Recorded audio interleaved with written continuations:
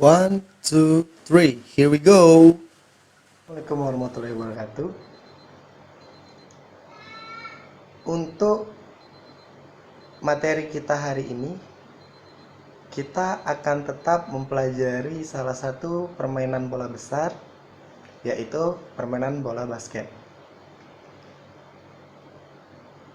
Siapa yang masih belum mengenal bola basket itu sendiri?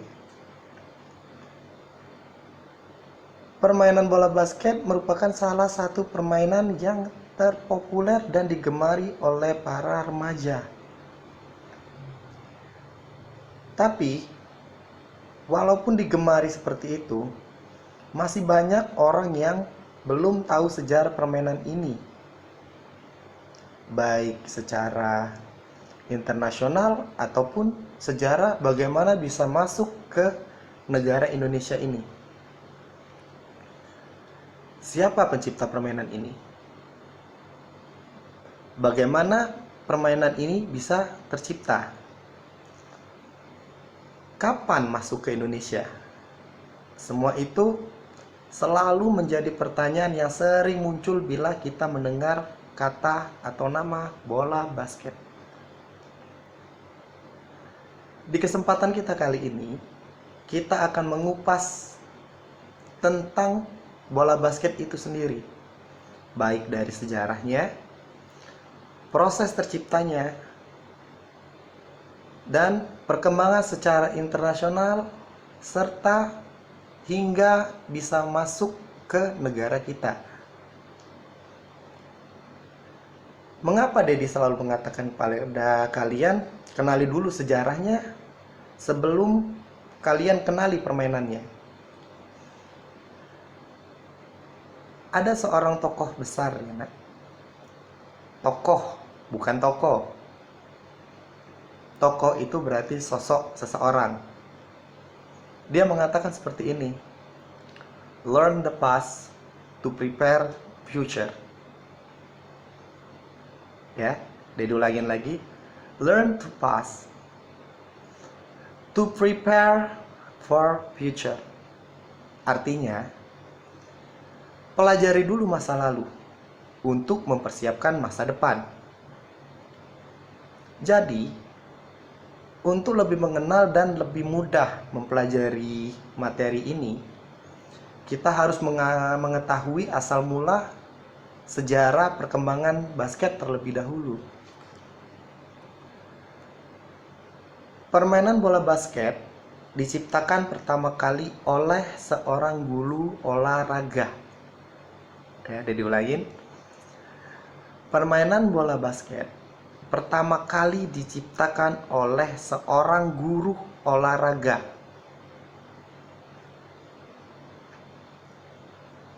Bukan di Indonesia. Guru olahraganya itu berada di Amerika, ya.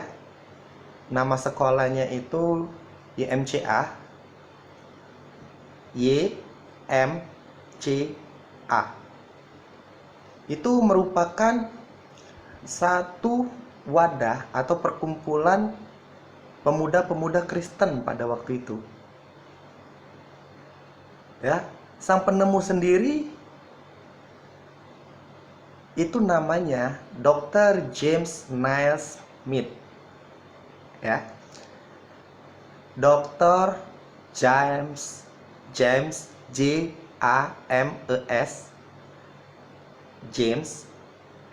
Naismith, Naismith,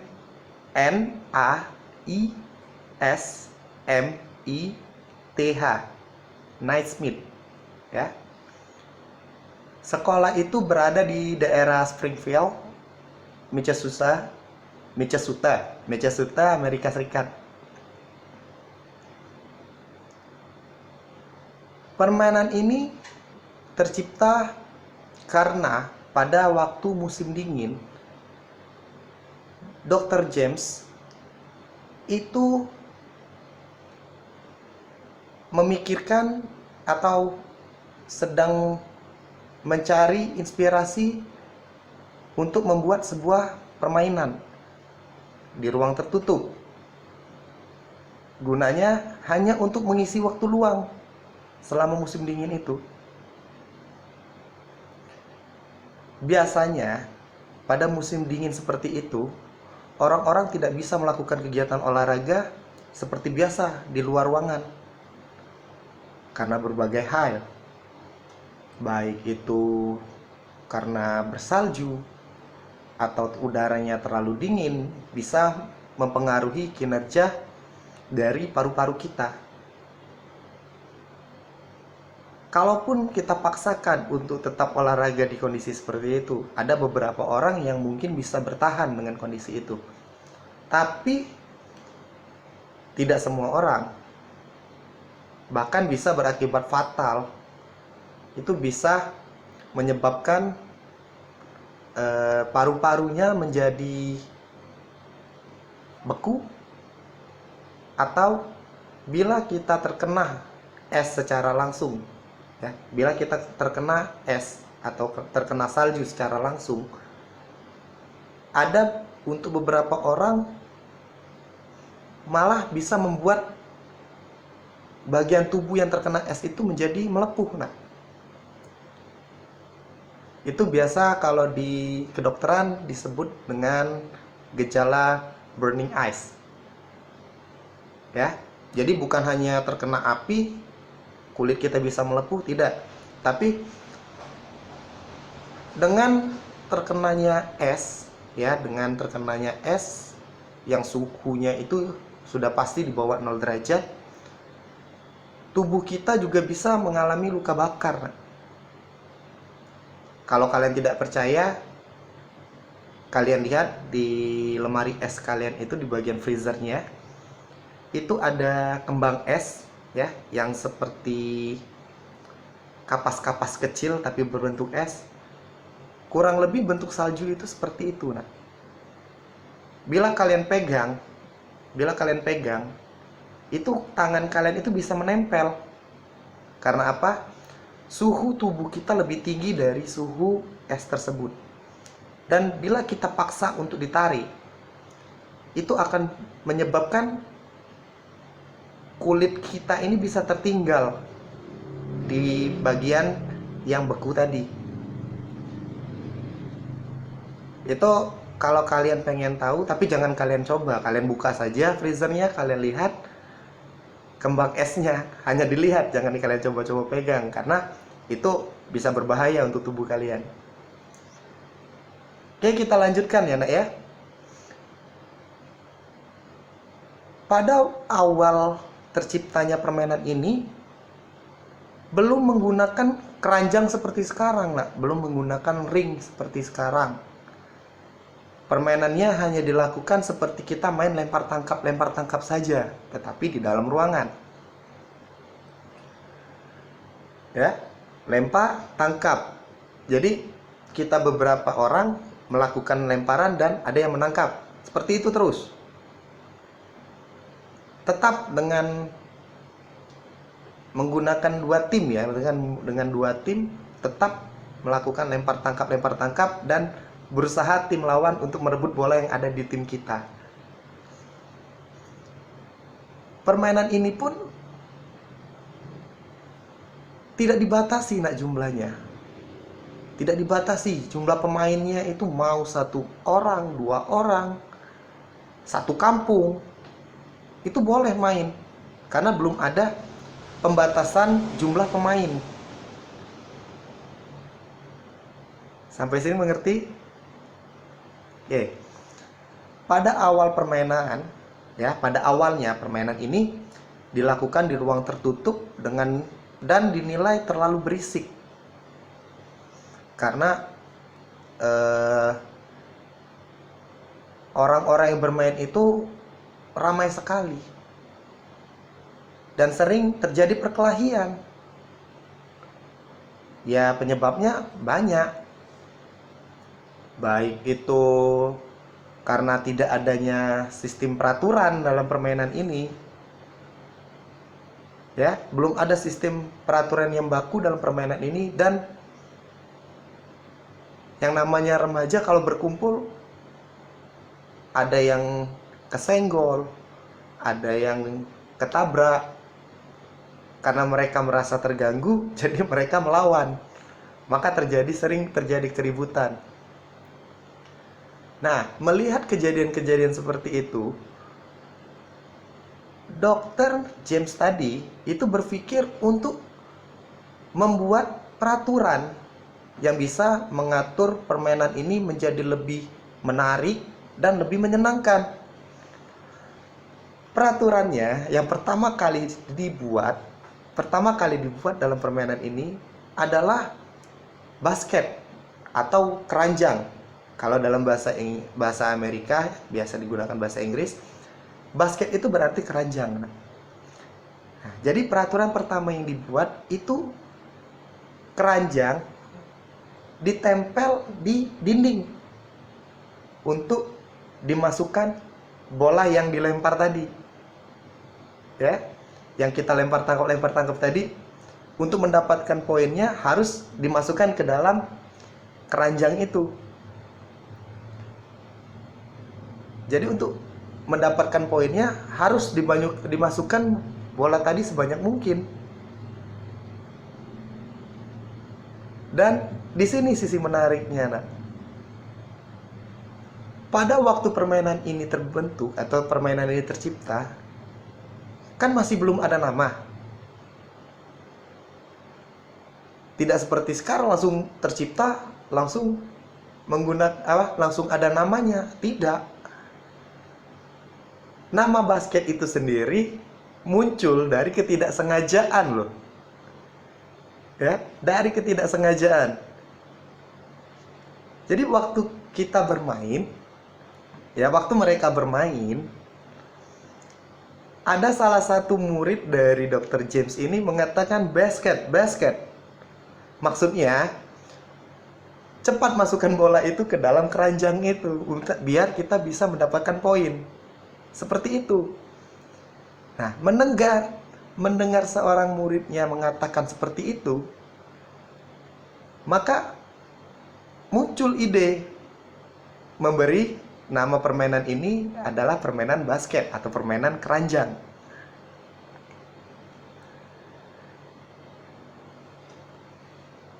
Tak lama dari penemuan nama tersebut,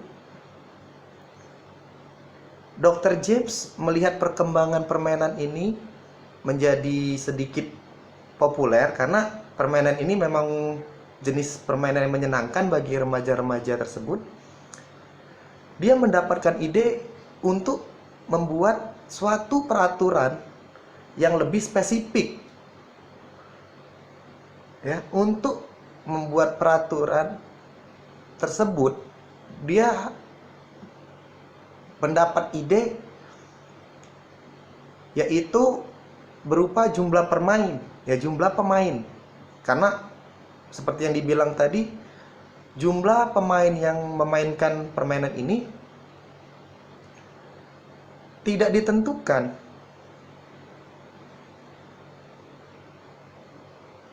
Jadi dia hanya melihat, terus datang ilham berupa ide untuk membuat peraturan membatasi jumlah pemain yang bisa memainkan permainan ini dalam lapangan.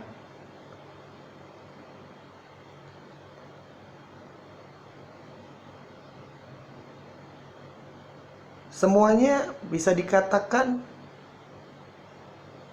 tidak direncanakan atau dari unsur ketidaksengajaan.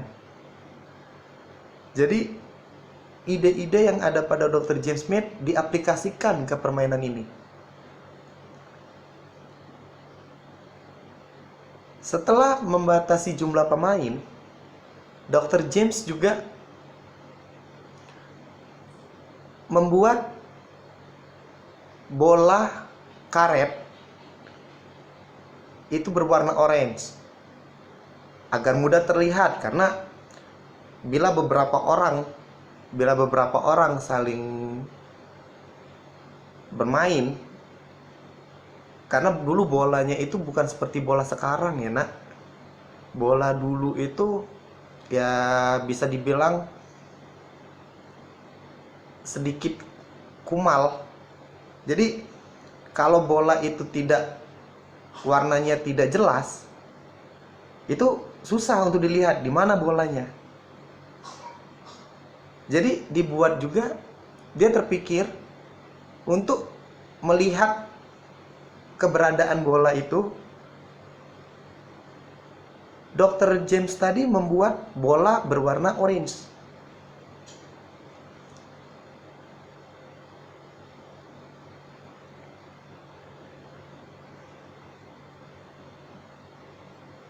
Setelah menciptakan bola berwarna orange itu, dia masih tetap berpikir, masa permainan ini hanya dilempar tangkap dan tidak bisa dibawa bolanya.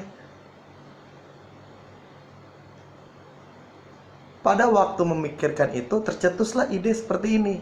Bagaimana kalau seorang membawa bola itu dengan cara dipantul-pantulkan ke lantai?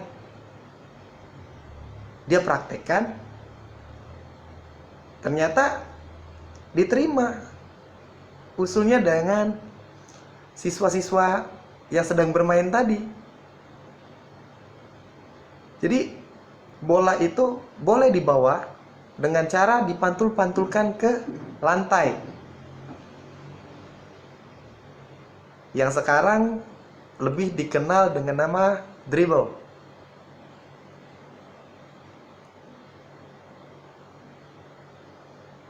Setelah menemukan beberapa teknik dan beberapa peraturan yang dia buat, semua itu dibuat menjadi sebuah tulisan, sebuah tulisan, dan akhirnya diajukan ke beberapa orang, ya, diajukan beberapa orang dari pihak sekolah tersebut untuk mendapat kesepakatan bagaimana agar permainan ini menjadi lebih enak atau lebih menyenangkan. Nah, dari pertemuan itu akhirnya disepakati bahwa peraturan ini bisa digunakan agar permainan tersebut lebih teratur dan menyenangkan. Jadi dari yang tidak ada batas jumlah pemain, dibatasi kan lapangan menjadi sedikit lebih luas.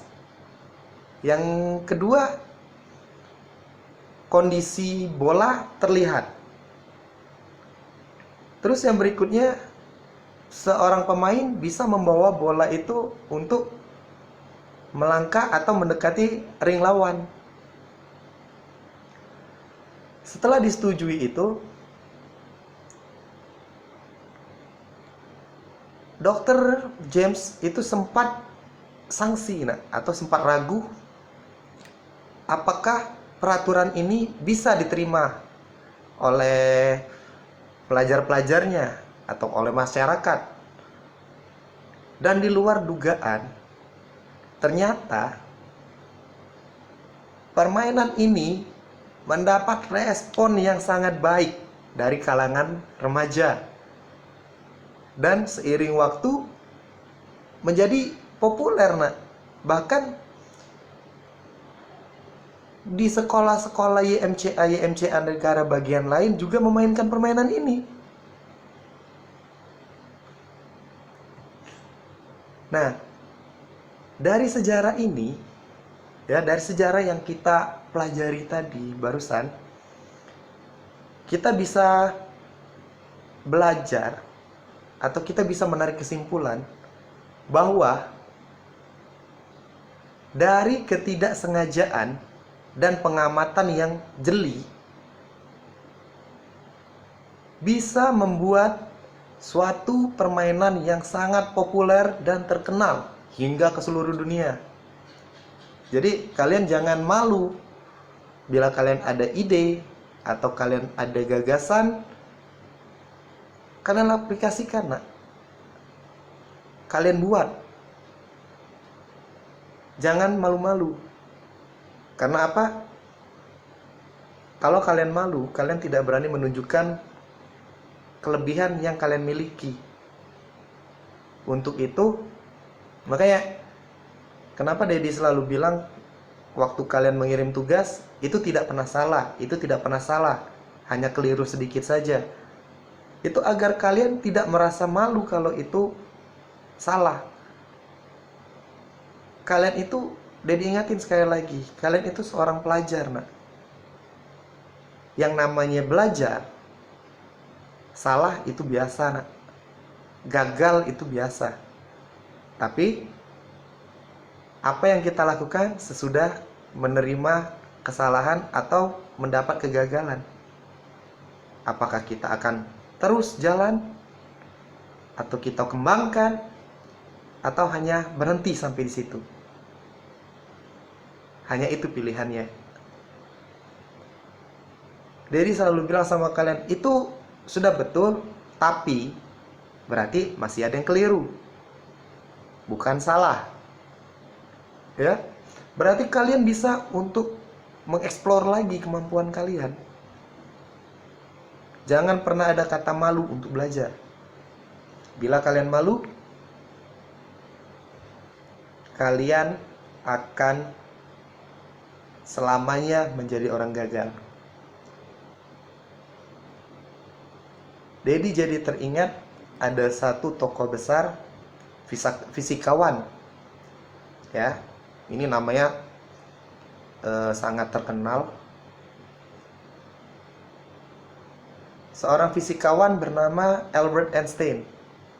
Ya, kalau kalian lihat, kalau kalian tahu bagaimana orangnya atau kalian lihat fotonya, orangnya itu nyentrik. Nah, gimana? Kenapa dia dibilang nyentrik? Mukanya itu lucu, rambutnya tidak pernah rapi, ya, pakaiannya juga seperti orang biasa, tapi otaknya brilian. Albert Einstein pernah mengatakan seperti ini, "You never fail until you stop trying." Ya, you never fail.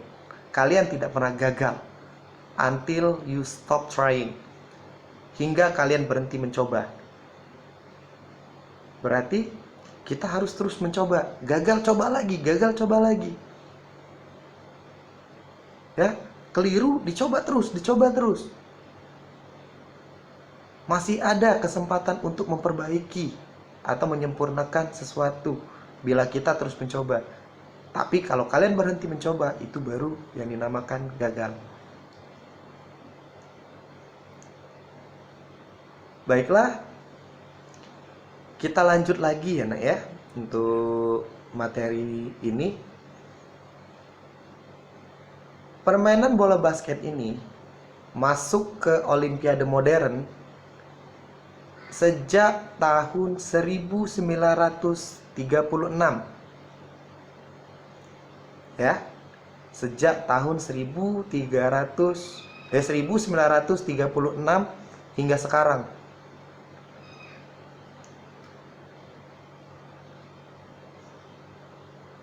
Awalnya hanya dimainkan oleh laki-laki saja, tetapi seiring dengan berjalannya waktu, permainan ini pun digemari oleh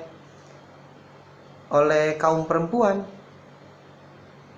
Sampai sekarang pun banyak pemain-pemain basket itu yang perempuan, tidak kalah hebat dengan pemain laki-laki.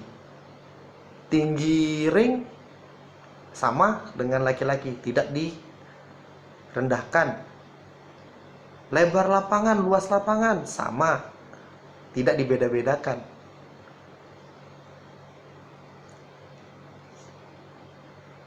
Tadi itu kita sudah mempelajari tentang sejarah terbentuknya permainan bola basket, ya, secara internasional sampai dia bisa masuk ke Olimpiade.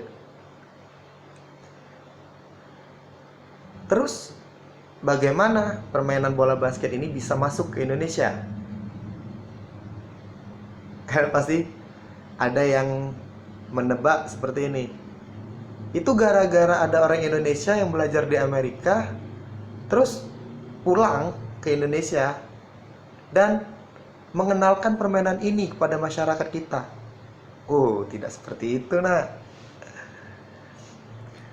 Ternyata permainan ini masuk ke Indonesia itu sekitar tahun 1920-an. Ya. 1920-an dibawa oleh orang-orang dari Cina. Ya. Dibawa oleh orang-orang yang biasanya berdagang dari daerah Cina, kawasan Cina. Mereka membawa permainan ini karena permainan basket ini di daerahnya sudah populer.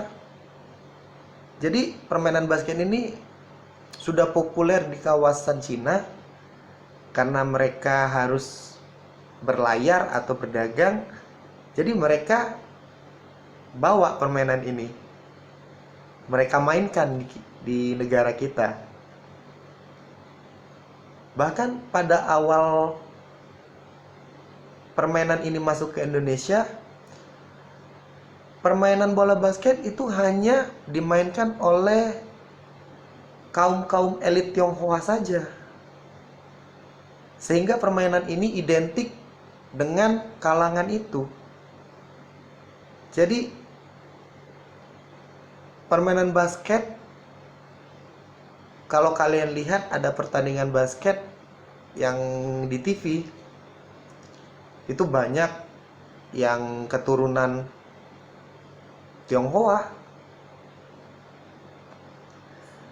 Itu memang dari awalnya seperti itu, nak. Karena permainan ini awal mulanya ya warga-warga Tionghoa tadi yang membawanya dan dimainkan di Indonesia ini.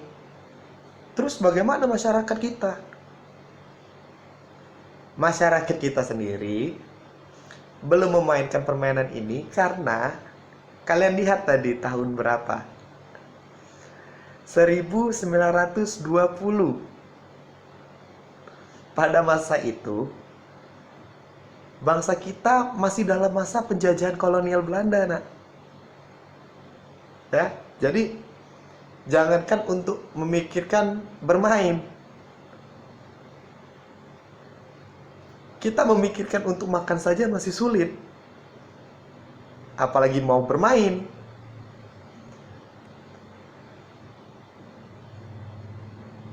Setelah itu,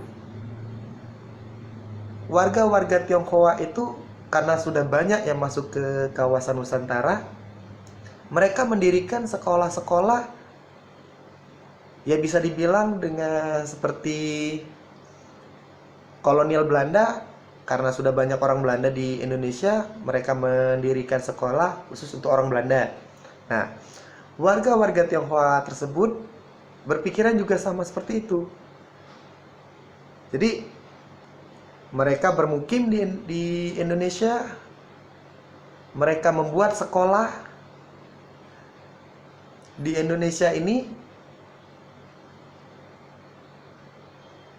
Kemudian dengan kondisi yang ada, karena permainan ini sangat populer, tiap sekolah Tionghoa harus menyelenggarakan permainan bola basket.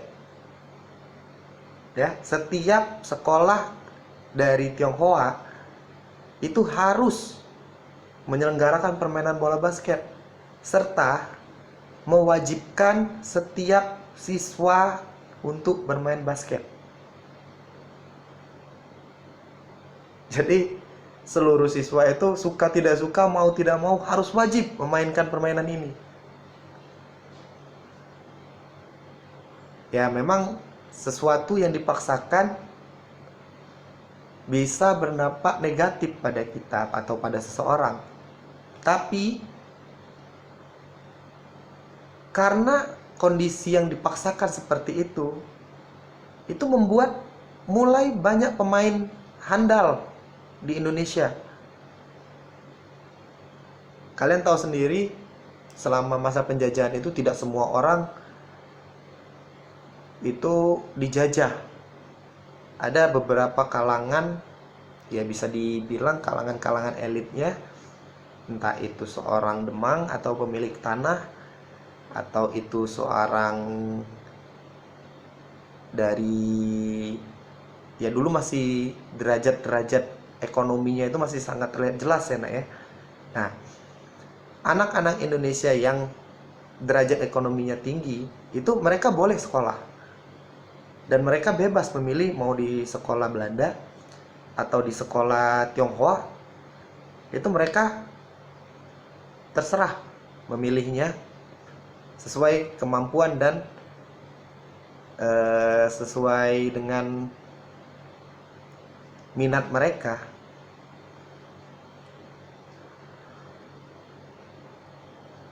Itu sejarah waktu pertama kali masuk ke Indonesia. Nah, setelah masa kemerdekaan, ya, kita merdeka pada tahun 1945. Setelah masa kemerdekaan itu mulai ada pertandingan secara nasional, ya, untuk menguatkan hubungan antar pulau. Dulu antar pulau ya nak ya, belum antar provinsi, masih antar pulau. Itu dibuat satu pertandingan olahraga yang bernama Pekan Olahraga Nasional atau PON. Pada tahun 1948,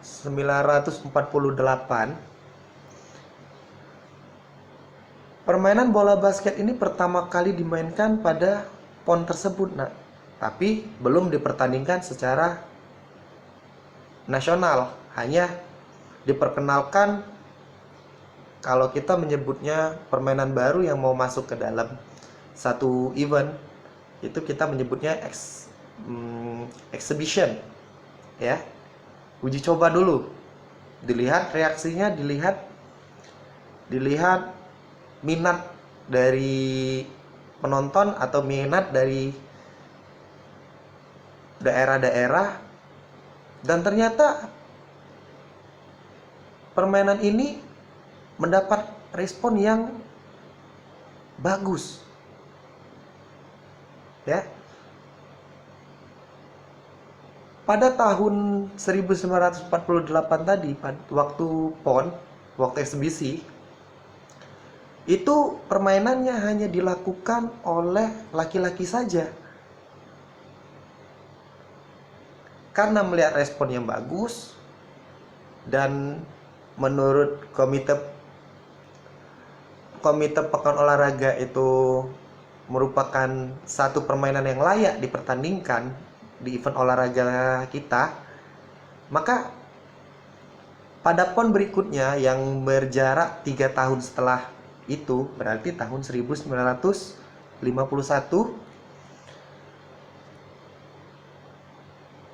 permainan ini resmi masuk ke dalam Pekan Olahraga Nasional dan dipertandingkan oleh laki-laki maupun perempuan. Pada tahun itu ternyata banyak, nak, daerah-daerah yang mengirim atletnya atau mengirim pemain basket itu untuk mengikuti kejuaraan itu. Dan orang-orang tersebut berpikir ternyata permainan bola basket ini sangat digemari di negara kita. Nah, melihat respon yang sangat baik, ya, karena melihat minat masyarakat Indonesia terhadap permainan ini tinggi, itu dibentuklah satu komite atau satu satu organisasi untuk membentuk suatu cabang olahraga tersendiri. Nah, setelah berembuk berapa kali, akhirnya terbentuklah Persatuan Bola Basket Seluruh Indonesia. Ya, Persatuan Bola Basket Seluruh Indonesia atau yang sering dikenal dengan nama Perbasi. Itu lahir pada tahun 1951.